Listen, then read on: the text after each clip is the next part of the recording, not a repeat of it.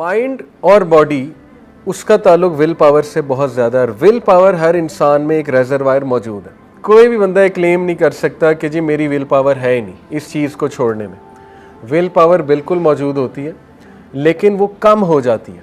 जैसे एक ग्लास है पानी का, वो जब खाली हो जाता है तो बस अब उसको फिल करना पड़ेगा। तो इस रेजरवायर को, ये जो टैंकी है विल पावर की हमारे दिमाग के अंदर, इसको भी फिल करना पड़ता है। इसको फिल कैसे करना पड़ता है?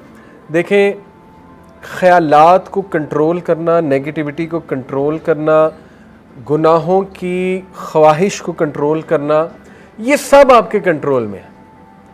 ये शैतान की तरफ से एक वसवसा आता है कि नहीं, ये जी आपके कंट्रोल में है ही नहीं।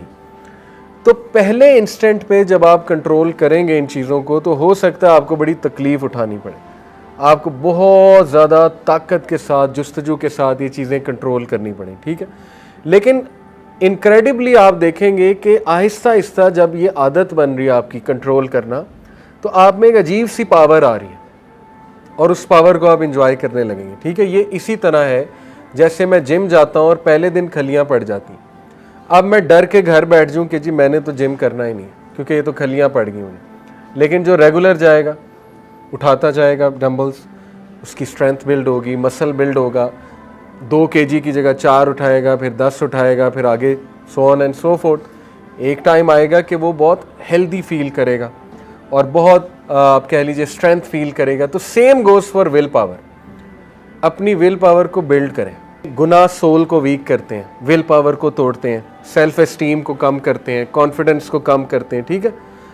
अब उसको काउंटर कैसे करना है? ऑब्वियसली कुछ ऐसा लाइफस्टाइल अडॉप्ट करके, कुछ ऐसी रूटीन अडॉप्ट करके कि उसमें आपकी विल पावर भी बिल्ड हो रही है और स्पिरिचुअल रेजरवायर भी बिल्ड हो रहा है। रूहानियत जो है उसका ताल्लुक रूह के साथ है। रब्बी फसल्ला, फलाह पा गया वो इंसान। अल्लाह ने फलाह डिस्क्राइब कर दिया जिसने तज़किया किया। नंबर 1 जिसने तज़किया किया, नंबर 2 जिसने जिक्र किया और नमाज कायम की। ये 3 चीज़ें, ठीक है। तो तज़किया का ताल्लुक विल पावर से भी है, मैंने आपको पहले ही बता दिया। अपने आप से सवाल करें, अपने आप को खुद मोटिवेट करें, डिसिप्लिन में आए। डिसिप्लिन से कोई चीज़ करना तो शुरू करें ना। एक सहाबी नबी अकरम सल्लल्लाहु अलैहि वसल्लम के पास आया, या रसूलल्लाह सब्र कैसे आएगा? अल्लाह के नबी ने कहा सब्र करने से आता है। और क्या सजेशन है? एक बंदा सब्र कर ही नहीं रहा तो सब्र आएगा कैसे उसमें, ठीक है ना। एक बंदा उठ ही नहीं रहा तो उसको कौन उठाएगा? ऐसी गैदरिंग्स में बैठना जहाँ रूहानियत आप हासिल करें। जैसे सहाबा अक्सर आपस में एक दूसरे को कहते थे ना कि हमें ज़रा अपनी महफिल में बैठने की इजाज़त दें, शायद कि हमारा कोई ईमान बढ़ जाए। तो ऐसी जगहों पे आना, और ये जगह बहुत है पाकिस्तान में, आपकी मस्जिद वो जगह हो सकती है। तो इस पर भी ये ना कहें कि मुझ में मोटिवेशन नहीं वहाँ जाने की। यही तो शैतानी वसवसा है। ऑफिस में जाने की मोटिवेशन कहाँ से आ जाती है? यूनिवर्सिटी जाने की मोटिवेशन कहाँ से आ जाती है? आ जाती है क्योंकि करना है। ब्रेन को रेडी किया हुआ है हमने कि जी करना है ये काम।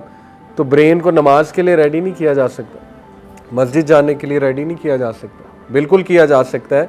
इसीलिए तो सवाल होगा, अगर हमारे कंट्रोल में ये चीज़ें ना होती तो क़यामत वाले दिन हिसाब किस चीज़ का था?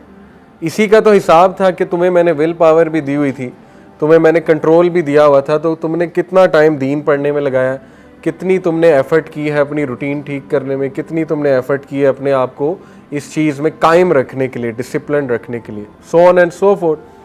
तो ये 2 चीज़ें आप याद रखें, ठीक है। सिंपल मैथ्स का फार्मूला, विल पावर को ग्रो करें, रूहानियत को ग्रो करें। ये सारी चीज़ें, डीमोटिवेशन, कॉग्निटिव डिस्टॉर्शन कम होती जाएंगी क्योंकि रूह मजबूत हो रही है।